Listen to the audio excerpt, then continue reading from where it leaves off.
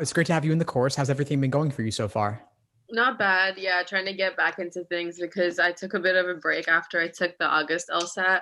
So I took a few days and now I'm like back into it, trying to like get as much done, like balance it with schoolwork, and things like that. But yeah, not bad so far. Fantastic. Great to hear. So what would you say is the biggest challenge you're facing right now in terms of getting started?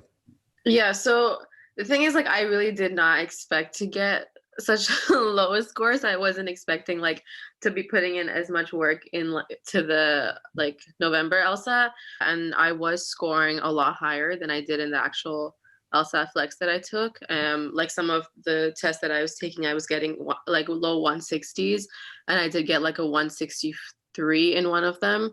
And then in the actual LSAT, I got 150. So I was like very shocked by that. But then I do know that like LR is my strongest section. I get usually like a -3 or -4, but then like that's kind of it takes away because I do really badly on the logic game. Like that's my weakness, and I've noticed like I draw everything the way it is supposed to be, but I just can't make the inferences. Like that's my problem.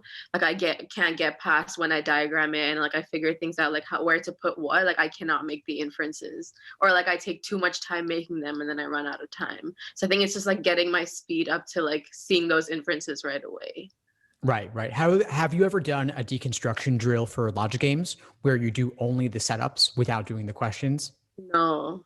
I I have, would recommend trying that out. What basically the way it works is that you do several games of a particular type, only the setups, not okay. any of the questions. And you practice simply making inferences to get Okay. better at making inferences. So you complete the games, just the setups, and then you can watch the explanation videos if you want to see how I set it up and how that might differ or how I might have gone farther in terms of the inferences. You don't have to make them every single time, as far as I do, Mhm. but at least being able to understand the process of Yeah. methodically, systematically making them could Yeah. help you speed up over time. Okay, so you make as many inferences as possible without like looking at the questions. Exactly. So a Right. bunch of games, just the setups. Later, Okay. of course, you could do the questions and you should, but the point of this drill in particular is simply to see what are the inferences within the game itself. Because, of course, many of the questions are going to involve seeing could you make those inferences? Yeah. Especially the general global must be true questions, and then inference, then the local questions where they say if X is on 3, then what else happens? Mhm. That in a way is yet another inference. It's simply a more specific one based on a particular question only. But Okay. that process, combining information, seeing the results, then looking is what you'll be doing on test day as well. Okay. All right. That helps a lot. I will do those. And yeah, in terms of like exam day, like what can I do to make sure that my score is like what I've been scoring on practice tests? Like how do I prepare for that? Certainly, yeah. So LSAT test day drops, like what you experienced, typically result from two things. One is nerves and anxiety. The others is simulating test day fully. So Right. nerves and anxiety, I recommend meditation, mindfulness, focus training. Even just a few minutes a day can make an enormous difference. Have you ever tried that out before? No, but I've been thinking about it, like meditation and things like that. I think it will help. So I should get started on that. Okay, well, do you have 5 minutes between now and when we meet in class tonight at 8 p.m. Eastern? Yes. Okay, so take 5 minutes and just do it. Just Okay. do it just 5 minutes. If 5 minutes is too much, do three. If three is Okay. too much, do one. One Yeah. minute, just mindfulness. I've got videos inside the course on this. I even invited a yoga instructor to do some yoga and meditation classes, and Mhm. she's generously donated her time to the course. And so I have them in the course. I also have some on my YouTube channel as well in the meditation playlist.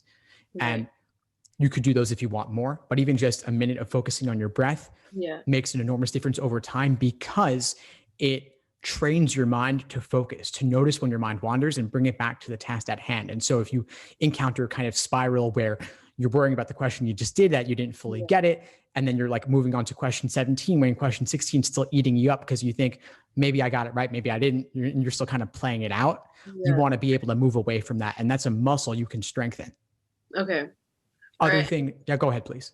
In terms of like practicing, like do you think that like how often should I do a full length practice test, or should I like focus on logic games and just do like time sections? Well, Like your target test date is November. yes, yeah. Okay. And so what are your other obligations between now and then? It's just schoolwork. Like I'm taking 5 classes, so it's just that like midterms are coming up. But it's not like my classes aren't too hard. So I do have like 4 hours a day for LSAT. Nice. So then in that case, I would suggest doing 2 exams a week Okay. along with detailed review of those exams, because 2 flex exams is shorter than doing 2 5-section exams. So if it were the regular LSAT, I might say only 1 exam a week, but since Mhm. flexes are only 3 sections, I think 2 is doable. Okay. Yeah, that's what I think I did wrong last time is I didn't do an in-depth review. Like I'd do it, like I'd see what I got wrong, and then I'd look at the right answer. I'd be like, okay, that makes sense, and then move on.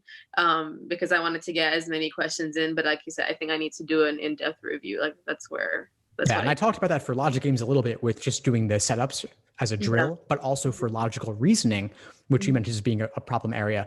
Use the Socratic review method I outlined in the course, Yeah. where your task is really to figure out where your misunderstanding stemmed from: stimulus, question stem, and answer choices.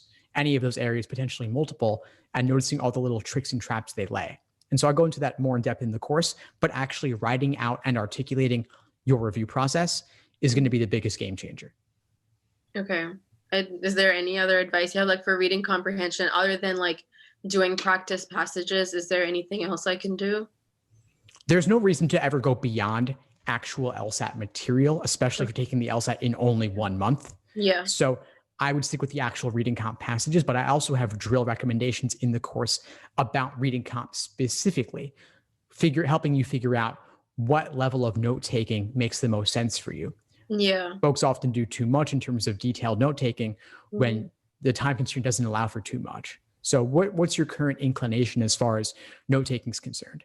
Very brief summaries, just like this is what this person said, or this was opposed to that, and then like the final paragraph is like bring those 2 arguments together, just like 3 or 4 words to what the paragraph said, and then so you can see the strain, like where like what the argument is in the passage. So that's Is that working for you?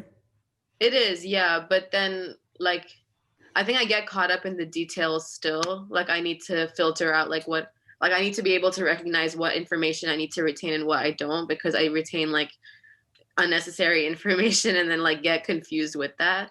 So I need to like focus on what's important, but like I need to be able to tell what is and what isn't to be able to do that. Yeah. Yeah. I go over that in the course. I have some master classes on reading comp, and I'm also doing reading comp deep dives where we spend an entire hour just going over one passage. Yeah. Not even doing all the questions, just discussing the passage word by word, sentence by sentence, line by line. And so I've taught a couple already, and I've got another one coming up tomorrow night. Yeah. And so definitely attend that if you want to see me walking through reading comp and figuring out what is important to focus on and what can you kind of gloss over, flag where it is, and come back later when you need to, but you don't need to get all invested up front in that part. Okay. But yeah, I think also I just need to focus on I'm terrible at logic games. Like I've done so much practice. Like for the August LSAT, I spent like 4 months doing logic games. I don't understand. Like I just can't, like the timing is like, I take a lot of time to see things, and like, it'll be there. Like when I see the answer, I'll look at my diagram and be like, it was right there. And I wasn't able to pick up on it. So I guess, like you said, like doing the drills will definitely help. Do you ever find yourself misreading rules in games? Yeah, I do. Or like I'll miss a rule, and then like when I look at the answers, I'd be like, I completely forgot about that rule, which would have made things a lot easier. Or like Gotcha. Also my like way of doing it is very messy, which I realized I need to fix, because like it's all over the page. Like I need to like make the diagram and then move to the next question, make a diagram, but it'll just be like all over the place. I'll like get something wrong and like scratch it out, but then like that will be important for later. So like I need to fix how my diagrams are on the page.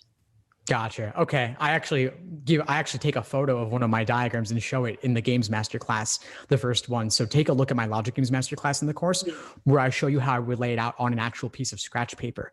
Yeah. But as for your issue of potentially forgetting a rule, what if you, as a drill, you also simply memorized the rules and then rewrote them without looking? Yeah. Test your short-term working memory and build it up. Obviously, there are natural limits we hit, and logic games and the LSAT as a whole is meant to push past those.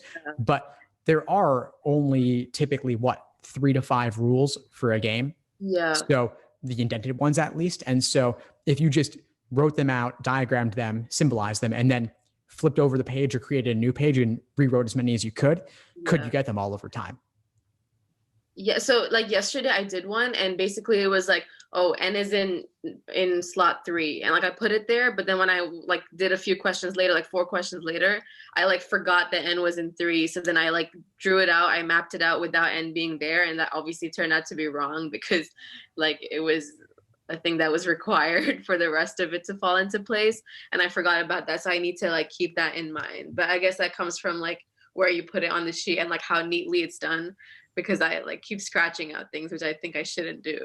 Yes, you've got to keep it neatly and cleanly organized to the point where you could understand it a week or two later and a month or two later without having done it in between. So are your notes comprehensible to you yourself? They don't need to be comprehensible to anybody else, but you've got to be able to understand them, and keeping it organized is part of that. Writing neatly is part of that. And something like N on 3, obviously it's best if you can commit it to your working memory and keep it in there. But if you also have a side of the page where all the rules are listed very neatly that you can just refer back to whenever necessary, that'll help you make sure you're not missing anything. And would you recommend that you do a diagram for each question, or like just go back to the old diagram and work around that one? For local questions, I would make new diagrams each time. Otherwise, it gets messy and then you're losing the benefit of your previous work. So any new local if question where you're not already using previous work alone, I would draw a new diagram. And that could be a minimal one. You don't need to number all the slots every single time. Yeah. But you want to at least draw the 7 slots and insert whatever the local situation is for that particular question. All right. Okay. And are you going to be doing any like sessions, like the study sessions that you've been doing, any of those for logic games? Yeah, I've got some on the schedule. The very first activity in the course, I list all the upcoming classes for the next month, but I'm constantly adding more all the time, and I switch things around occasionally based on student requests. So I will be doing a logic games one coming up. In the meantime, I have the vast majority of logic games explained, not even inside the course, available for free on the YouTube channel. And I've got more of the strategy stuff like the master classes inside the course. So make sure you're using all of it. All right. Sounds good. So drills for making inferences, and then 2 exams a week, and then in-depth review of those. Correct. There's also logical reasoning, Socratic review method, reviewing the reading comp master classes and deep dives in the course, and even just 1 minute of mindfulness meditation between now and 8 tonight. All right, perfect. Sounds good. Thank you so much, Steve. That's really helpful. My pleasure, of course. I'll see you in class soon. Thanks for tuning into the show. Please subscribe if you haven't done so already to be notified of new episodes as I release them. And feel free to reach out if you need anything at all as you move forward with your prep. I'm happy to help however I can. In the meantime, I'll wish you all the best and take care.